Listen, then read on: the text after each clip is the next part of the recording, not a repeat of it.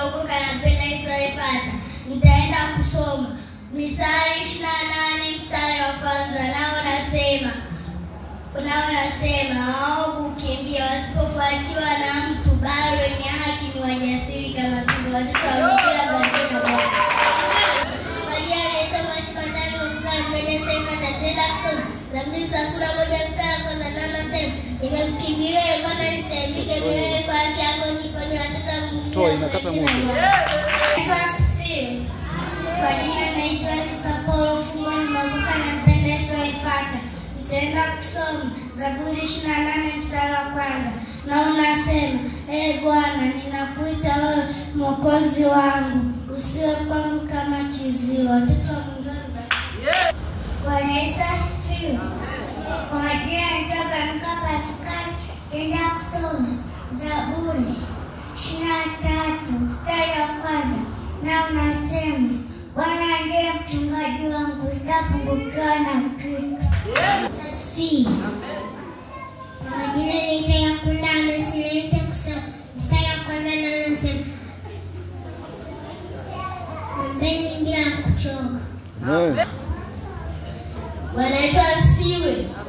Naitwa Neema Simoni Ngingite, naenda kusoma Zaburi 25 mstari wa kwanza na unasema Bwana ukinulia na sababu barikiwe na Bwana. Kwa jina naitwa Judith Paulo Fungo, nimeokoka napenda isoifata.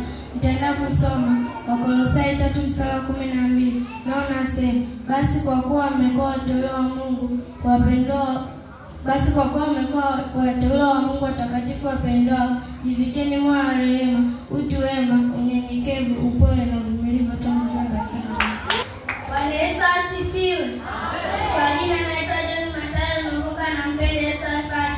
Nitaenda kusoma Wakolosai 3 mstari wa 13 na unasema mkichukuliana na kusameheana, mtu akiwa na sababu ya kumlaumu mwenzake, msameheane kama Bwana alivyowasamehe ninyi, vivyo na ninyi. Watoto wa Mungu barikiwe na Bwana.